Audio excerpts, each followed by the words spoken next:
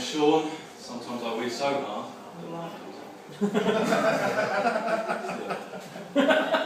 I've had a busy week this week. Yesterday we had a big family outing. Who knew? Grandad's gay. To be honest, I think he was as shocked as anyone. Still, he's 87. Believe anything you said. I didn't know the main time, but yeah, busy week. Earlier today, on the way back from the shops near the bins, I found a perfectly ripe Guadalupe melon. Yeah, pretty good. But don't worry, by the time I got it home, before I cut it open, I realised it had a hole in it. Yeah, just big enough for someone to stick a spoon in. Really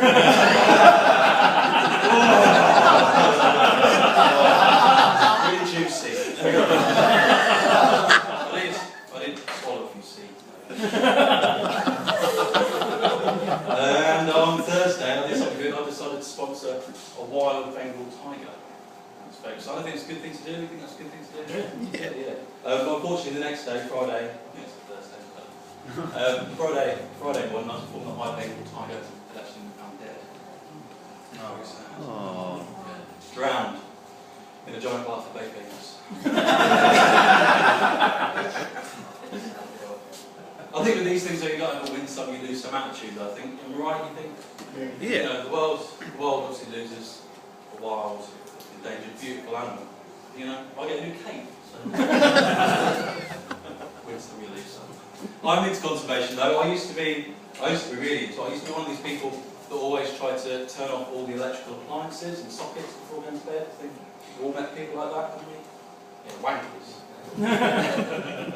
I used to do this, and I used to drive my flatmate mad. She used to hate it. I remember talking to her once. I said, look, by doing this, I'm trying to make the world a better place. Or maybe one day my children, I don't know, maybe one day your children. If you don't like that, if you can't deal with that, you can take your selfishness, and you can take your lack of concern for the natural world, and you can take your dialysis machine and fuck off. Fuck off. There's one more thing that I want to share with you before we move on. It's something some of you might know already. It's new to me, but I think it's important to share. And that's, if you give a man a fish, then you feed him for a day.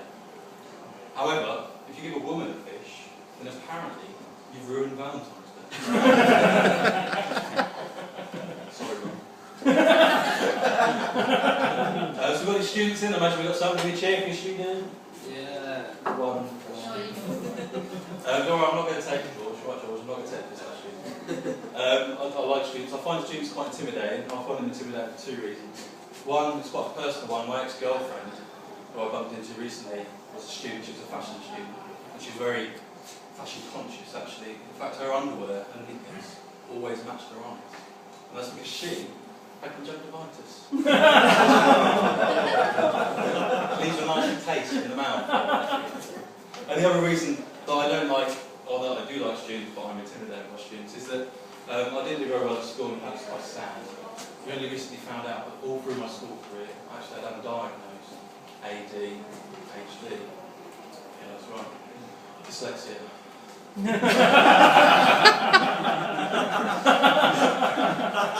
That's what I think dyslexic. We all love dyslexics, don't we?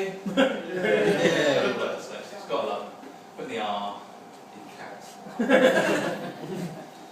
No, I don't want to offend any dyslexics. I actually had one of the most embarrassing things in my life happen to me not long ago, and I wouldn't like to cause embarrassment for anyone else. It was about 3 months ago. Now it was about 4 o'clock in the morning on a Saturday, freezing cold outside, as I'm sure you can imagine. And my next door neighbour caught me trying to catch snowflakes on my tongue. That's what I thought, no big deal. She was like, "Ooh, get away from my cat." Now, I don't want to offend any vegans or vegetarians or animal rights people when I'm saying that, I really don't. Some of my best friends and family are deluded. I don't want to offend any vegans or vegetarians. I don't think the fact that we disagree with one another on certain topics is a good enough reason for us to start offending or upsetting one another. I really don't. The same token, I think it's like vegans often say, you can't make an omelette.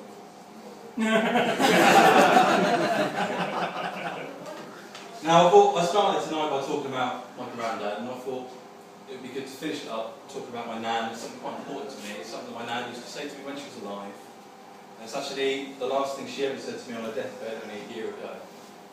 And you know, I remember that night for the rest of my life. I remember the way she looked at me. I remember the way she took my hand in her two small, cold hands. And she said, Sean, if you remember one thing to guide you through life and to get you through the hard times in life, and if you remember one thing of your dear old man, when I'm gone, I want you to remember this. She said, Sean, sticks and stones may break my bones, but words will never hurt me. I said, oh man, I think you meant to say, you said worms. I think you meant to say words. And she said, no, Sean, worms. Because she was fucking mental.